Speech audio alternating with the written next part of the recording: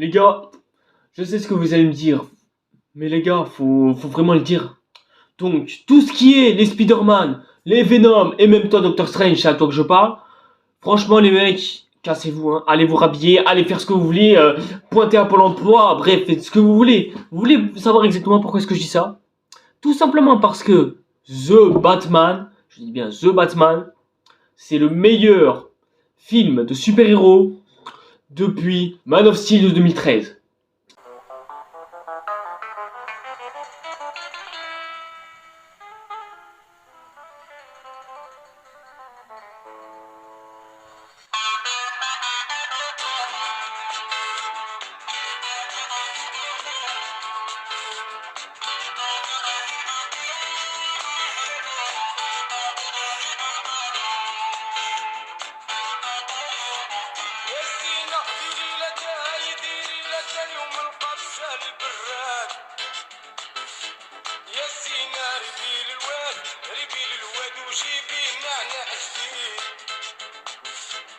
Donc bonsoir et bonjour tout le monde, c'est Red Satire. Enfin on en parle, ça y est, même si j'en ai pratiquement jamais parlé sur la chaîne. Mais oui, un film The Batman est en préparation et il est sorti il y a plus d'une semaine. Donc ouais, le retard il est à rattraper. La dernière vidéo, vous vous en battez les couilles hein, visiblement. Mais bon, vous savez quoi? Franchement, le nombre de vues que vous vous mettez à partir de maintenant, eh ben j'en ai rien à foutre en fait, hein, franchement, à ce stade-là. Et oui, ça fait depuis très longtemps qu'on n'a plus fait d'appréciation, depuis plus de 2020, hein, je crois, un truc comme ça. La dernière, je crois, c'était sur Miss. Mais bon, j'en ai fait aussi une sur Venom, mais elle est encore en cours de montage, donc ouais, elle va encore devoir attendre. Et promis, un jour, je sortirai cette vidéo, je ferai à ce qu'elle sorte au plus tôt. C'est promis les gars, ne vous inquiétez pas, elle arrivera au plus tôt. Déjà, faut replacer le contexte tous autant qu'on le soit. Les films de super-héros, on en a marre. Les films drôles ou tout ça, là aussi on en a marre. Bref, le genre super-héroïque commence vraiment à s'essouffler, et ça montre à quel point on en a marre. Et ça, je suis d'accord avec vous les mecs. Mais laissez-moi vous dire que ce que j'ai dit au début de la vidéo était clairement sincère. L'introduction que j'ai fait au début de la vidéo était clairement sincère. Mais oui, The Batman est le meilleur film de super-héros que l'on ait eu ces dernières années, et ce depuis Man of Steel. Mais bon, déjà, pour replacer un petit peu le contexte au milieu de... Pourquoi est-ce que je considère Man of Steel comme le meilleur film de super-héros que l'on ait eu depuis longtemps? Alors déjà, pour ceux qui ne savent pas c'est quoi Man of Steel, et ben Man of Steel, c'est l'histoire de Superman rebooté pour mettre en place le DC Cinematic Universe. Le film sort en 2013 et rappelez-vous qu'en 2012 était encore en cours l'univers cinématographique Marvel après avoir mis en place l'univers autour des Avengers qui en plus de ça continue de se développer au fil du temps avec des films tantôt bien et aussi tantôt mauvais, hein, mais bon ça on va laisser ça de côté. Autant quelques années plus tôt perçait justement à l'époque The Dark Knight et Raziz.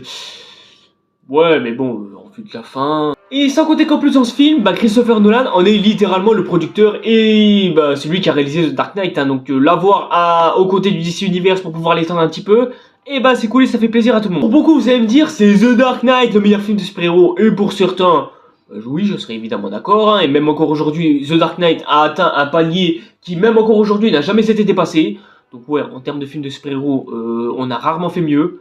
Et c'est vrai que ce film avait tout, mais Man of Steel aussi avait certains arguments. Bon déjà, pas la filmographie, hein, évidemment, pas la réalisation, hein, alors que pourtant c'est du Snyder, ouais, le mec qui a fait 300, qui a fait Watchmen, et qui a en plus de ça fait le Royaume de Chaos. Pourquoi je considère Man of Steel comme le meilleur film de super-héros qui ait eu ces derniers temps? Tout simplement parce que ce film, racontait quelque chose de nouveau de notre super-héros préféré. Il racontait une histoire, une tension, bref, il renouvelait le genre super-héroïque et se concentrait plus sur l'identité de Superman et de Kal-El et de Clark Kent plutôt que le genre super-héroïque en lui-même, ce que faisait déjà Superman de 78 avec Christopher Reeves, très regretté qui restera jamais dans les légendes des cœurs. Et ce Superman qui nous est présenté est un Superman plutôt torturé, ça tombe bien, je l'ai vu en plus il y a quelques temps de cela.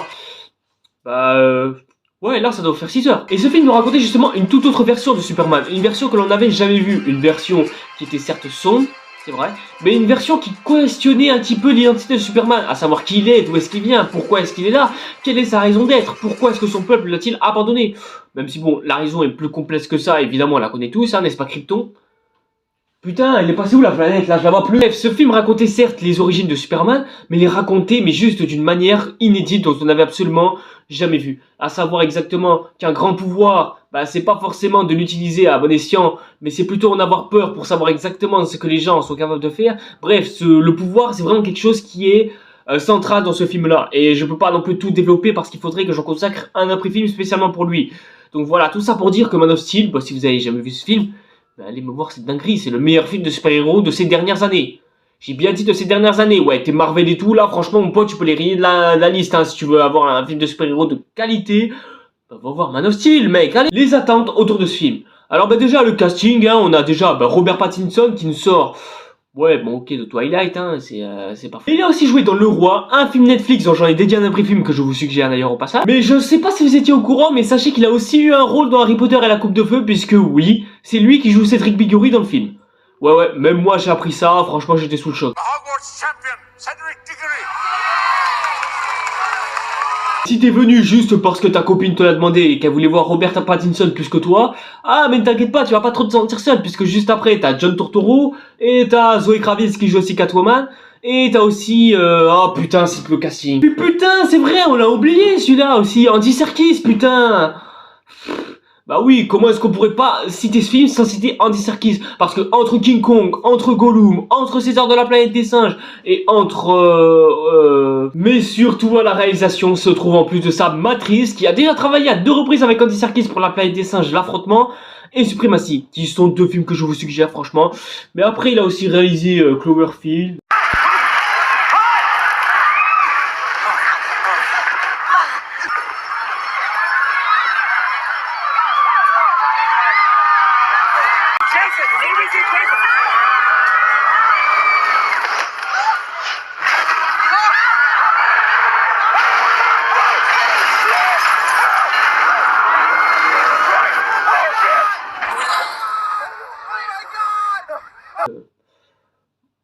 Ouais, c'est... Après, à la réalisation, c'est vrai qu'il devait y être incarné Ben Affleck. Ouais, ce beau gadget ténébreux à l'armure obscure avec un symbole rouge dédié sur lui.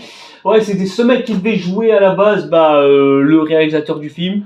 Mais bon, pour des raisons inconnues, Et du coup, l'objectif, c'est quoi? Eh ben, l'objectif, c'est très simple. Proposer une toute nouvelle version de ce Batman, beaucoup plus sombre et un petit peu plus violent. Et surtout, presque à la limite, rebooter la franchise. Ouais, t'as pas vu comment le DCU s'est cassé les dents en ce moment?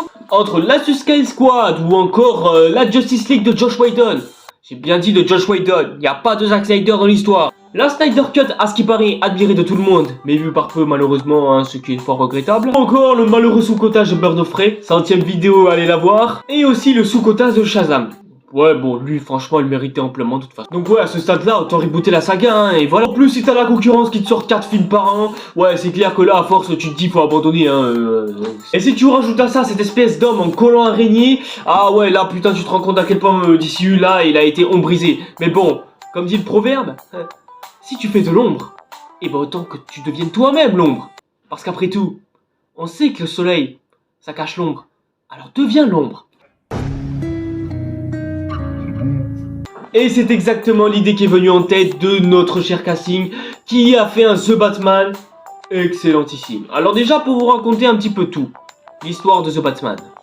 Alors l'histoire de The Batman, ça raconte l'histoire des débuts de Batman après 2 ans de carrière dans le costume noir. Et chez Gotham, c'est un petit peu la merde, hein. Le taux de criminalité augmente, le non-respect augmente. Bref, à côté, Paris, c'est le paradis, mon pote, hein. Va dans les cités et tout, tu vas voir, tu vas te sentir très bien. N'empêche quand même, mais j'y pense. Y a pas de cité à Gotham? Ah non, mais je dis ça comme ça, hein. Et dans toute cette histoire, nous allons suivre notre cher ami Batman qui va enquêter un petit peu partout pour savoir exactement c'est quoi le problème, c'est quoi le blame, c'est quoi le The Beans. Bref, le problème à résoudre, quoi. Comment est-ce qu'on répare un Gotham, tout ça. Il y a plein de personnages cultes. Déjà le retour de John Turturro, ça fait depuis Transformers 5 qu'on l'a plus vu. Et en plus de ça, il a marqué mon enfance avec Transformers 1, 2, 3, 5. Surtout le 5ème, hein, mais bon, déjà que ce film était une merde, alors si tu rajoutes John Turturro, franchement, je pense que là, ça sert à rien d'en parler. Bon, dit comme ça, c'est l'histoire de Batman, on la connaît, on l'a vu des centaines de fois, quoi ça sert de le revoir, machin. Les gars, vous avez mal vu la vérité, en fait. The Matrix nous a promis que ce film serait complètement différent des Batman que l'on a vu. Ce sera plus sombre, ça se concentrera pas sur les origines, mais sur les débuts de Batman. C'est-à-dire, on va se concentrer sur les enquêtes, ça va plus se concentrer sur le côté réalisme, c'est vrai, mais beaucoup plus approfondi que l'avait fait The Dark Knight avec Christopher Nolan. Ces promesses ont été respectées, alors non seulement elles ont été respectées, mais le pire, c'est que ça marche. L'ambiance dark, que ce soit les bruits d'effets spéciaux, il y a... Mais c'est à peine si on parle des effets spéciaux dans ce film. Pourtant c'est tellement réaliste, la mise en scène est magnifique, il y a des plans mais mémorables au point que tu pourrais en faire des fonds d'écran tellement c'est magnifique. Ce qui est génial avec ce film, c'est qu'en plus, bon, au début on s'ennuie un peu, c'est vrai, Mais on s'ennuie même pas dans ce film.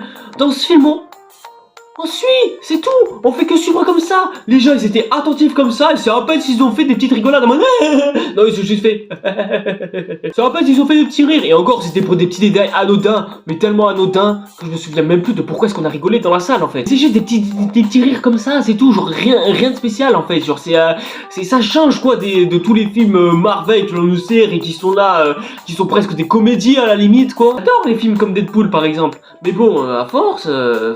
Ouais, on finit par s'en lasser. Genre en gros ce film c'est pas le film qui va te prendre pour un con. C'est un film qui en plus de ça te propose des devinettes. En même temps c'est l'homme mystère. Pour ceux qui connaissent pas la mythologie de Batman ainsi que ses antagonistes, eh bien l'homme mystère, eh ben c'est un criminel qui adore les devinettes. Et c'est un peu du genre du Joker. Il adore s'amuser avec les gens avec les devinettes. Donc c'est à dire que si tu poses une devinette du genre si Sylvanie est trans, alors du coup qu'est-ce qui se passe? Eh ben on sait d'où il vient. Elle vient de Transylvanie. Tout simplement. Que fait un magicien lorsqu'il raconte une blague? Et ben il l'a fait en un tour de main. Bon, la prochaine fois, je vous ramène mon homme de main et vous fera dire mais attends, si c'est sombre, c'est que ça doit être violent, du coup ça doit être interdit pour les enfants. Ah non, non, non, non, non. Enfin, bon, ok, il y a quelques scènes un peu violentes, c'est vrai. Mais je veux dire, est-ce qu'il y a la moindre trace de sang? Je n'ai vu aucune trace de sang. Alors non, franchement, si on y réfléchit amplement, bah non, en fait, tu peux littéralement ramener ton gosse au cinéma, hein, genre tu peux lui faire regarder le film sans problème, enfin... Oh, tu regardais la série animée des années 90, t'avais même pas... Bah t'avais quel âge? Tout à l'heure, je vous parlais d'énigmes, c'est vrai, mais laissez-moi vous dire une seule chose, franchement... Mais les énigmes, elles sont tellement palpitantes que t'as envie de savoir la suite, en fait. Genre, chaque énigme en est à une autre, et t'as envie de réfléchir à savoir exactement ce que veut dire l'énigme. Du coup, ça te mène en plus de ça à une autre énigme, et d'énigme en énigme, t'essaies de comprendre un peu l'enquête. Même si certains... Bon, essaieront de comprendre, mais ne comprendront pas, ils se sentiront complètement largués et surtout jaloux face au Gajo qui arrive à tout comprendre. Et avec ce film, c'est que c'est pas un film qui te prend pour un con en fait. C'est un film qui peut réfléchir à la situation qui se passe, genre c'est-à-dire un film d'enquête, tout simplement. Dans Batman, justement, vous allez me dire, mais qu'est-ce qu'il vaut? Mais il est vraiment excellent en termes de Batman. Je n'ai jamais vu Batman comme ça. En plus c'est vraiment le Batman qui a son côté vraiment détective, qui a des gadgets équipés pour et qui est vraiment centré dans le réalisme et tout. Bref, c'est vraiment un Batman digne de ce nom. Surtout au moment où il a fait passer sa Batmobile, t'avais vraiment l'impression de voir une Batmobile et t'avais vraiment l'impression que c'était épique. Après certes, c'est vrai, la Batmobile était aussi stylée dans quasiment tous les films Batman, hein, si on y réfléchit. Mais bon, c'est vrai que pour moi, la meilleure Batmobile de tous les Batman que l'on a vu, et bah c'est celui-là, voilà, tout simplement. Je te jure, l'autoroute à 130 km/h, il a dû s'y mettre à fond. Et c'est clair que, ouais, là, je trouve que cette scène, c'est certainement la meilleure scène de course-poursuite que l'on ait vue depuis, mais vraiment depuis longtemps, hein. Non, clairement, en termes de scène d'action, je trouve que la scène de course-poursuite, en plus en pleine nuit, sous le feu, etc., mais franchement, les gars, on peut être que subjugué. Matt Reeves est super fort sur ce genre de réalisation. La beauté et les décors sur cette scène de course-poursuite est clairement la priorité de tout ça. Ah oui, c'est la priorité pour rendre cette scène absolument magnifique. Et ça rend la course-poursuite absolument mémorable, sympathique et surtout épique. Pas comme certains films d'action, de course-poursuite, de voitures, etc. D'ailleurs, c'est pour ça que je n'ai jamais regardé Fast and Furious. Ah non, moi j'ai contourné ça direct, moi, même si le panneau me l'interdisait. Ah oui, mon pote, hein, oui, tu vas en avoir des références au code de la route. Pourquoi? Ah, je sais pas, hein, mais c'est certainement pas à cause de ça, non. Ce qui est génial avec ce Batman, c'est pas qu'il priorise les scènes d'action, ou être à fond dans l'action, ou mettre des explosions, des batailles, des combats et tout, même s'il y a tout ça, c'est vrai.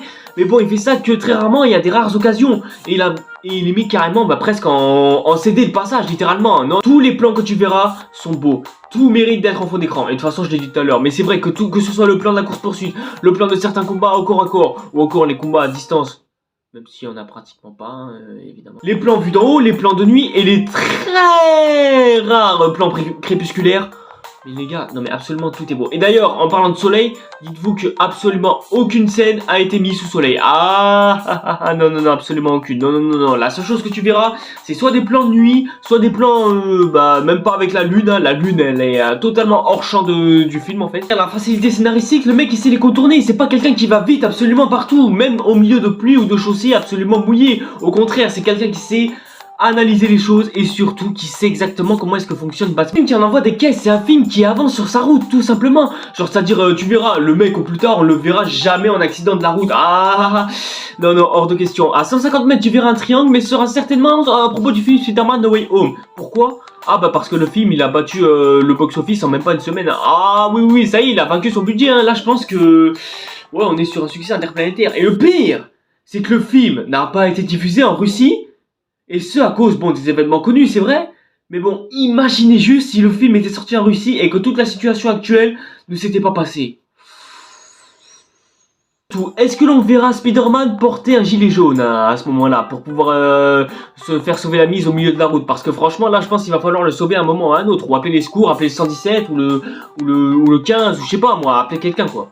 Autant tout à l'heure je parlais de Batman qui était excellent en termes acquis, mais en tant que Bruce Wayne, ah c'est clair que là, comment dire ça simplement? Bon déjà faut se remettre dans le contexte. Les gens sont habitués à un Bruce Wayne qui est bon un petit peu narcissique souvent. Bon ça c'est pour la version de Christian Bale, la version de Ben Affleck ils ont fait quelque chose de plus sombre et de beaucoup plus véné. Là en fait le truc avec Robert Pattinson c'est qu'ils ont mélangé un petit peu les deux, c'est-à-dire ils ont pris le côté sombre et vénère de Ben Affleck et bah ils ont pris rien de Christian Bale en fait. Sauf que évidemment Ben Affleck le mec il était plutôt bon, il avait aussi un petit peu ce côté playboy quand il jouait son Bruce Wayne bien sûr, mais bon après c'est plus pour cacher son côté haineux vis-à-vis du monde. Sauf que Robert Pattinson bah il montre ni de côté haineux ni de côté playboy ou quoi, non non il montre juste son côté blasé, hein. Sérieux, bref c'est un Bruce Wayne que l'on n'a jamais vu et moi je trouve ça lui convient très bien.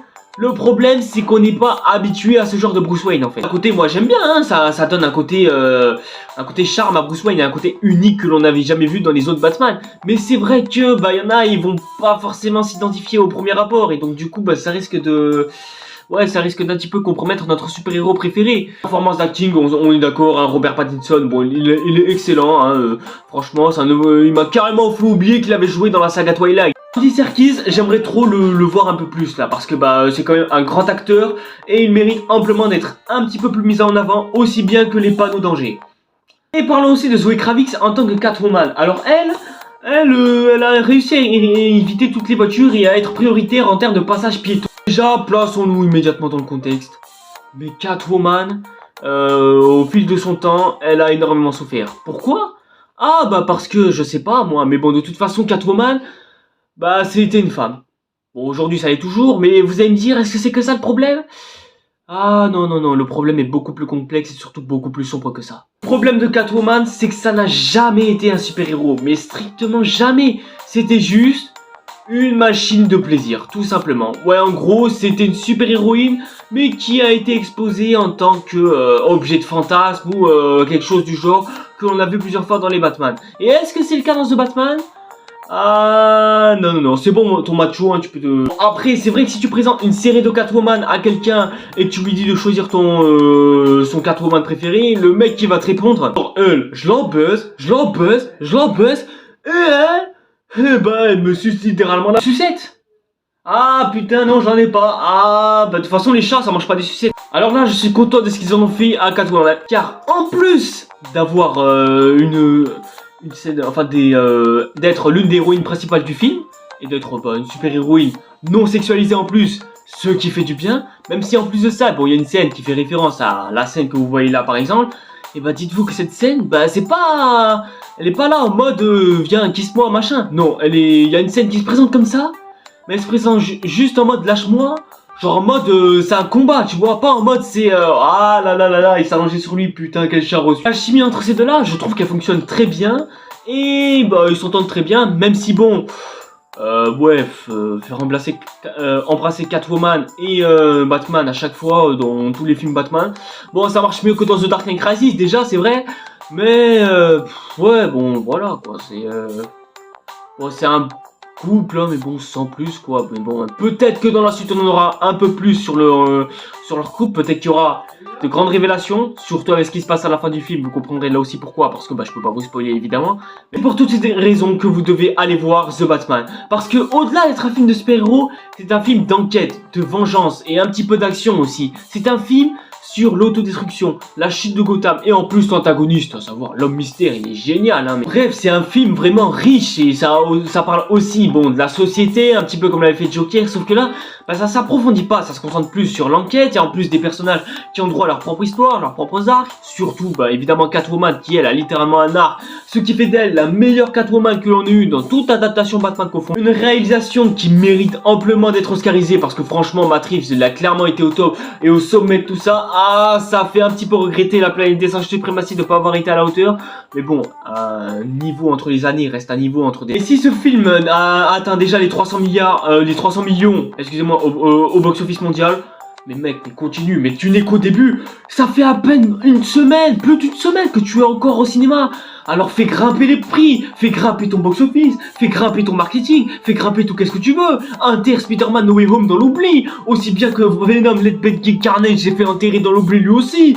Enterre-moi tout ça. Allez, vas-y, fonce sur le périph', va à 160 km/h si tu veux. Et juste avec ce film, au moins, le DC Universe va au moins ressusciter de ses cendres. Ça va donner une nouvelle opportunité aux autres de pouvoir enfin s'émanciper, de pouvoir enfin se diriger sur de bonnes bases, sur de bonnes rails. Le navire va bien avancer tranquillement, malgré le fait qu'il n'y ait pas de panneau de signalisation.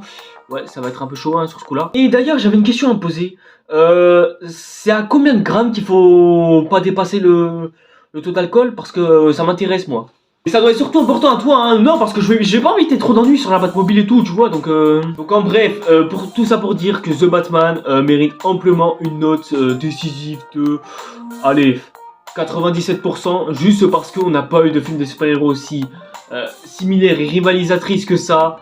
Et franchement, bah, ça le mérite amplement. Faites-moi des suites, faites-moi tout ce que vous voulez. Franchement, tant que ça ne déraille pas contre le DC Universe, les mecs, allez-y, défoncez tout, franchement. Défoncez-moi tout ça. Donc voilà, juste le 97%, ça devrait vous encourager. Alors allez-y, foncez. Allez gens, c'est tout pour cette vidéo. Merci à toutes et tous de l'avoir suivi. Si elle vous a plu, comme d'habitude, suivez-moi sur les réseaux sociaux, dont Twitter désormais. Puisque bah oui, ça y est, je suis désormais sur Twitter pour ceux qui n'étaient pas au courant. N'hésitez pas aussi, comme d'habitude, à vous abonner à la chaîne et activer la petite cloche pour être au courant de toutes les nouveautés qui viendront. N'hésitez pas à me dire ce que vous avez pensé de Batman, ce qui vous a plu. Et aussi cacher les spoilers pour ceux qui l'ont pas vu, parce que Miskin c'est une après-séance sans spoiler, je vous rappelle. Et nous en attendant, on se retrouve pour une prochaine vidéo. C'était Retatier.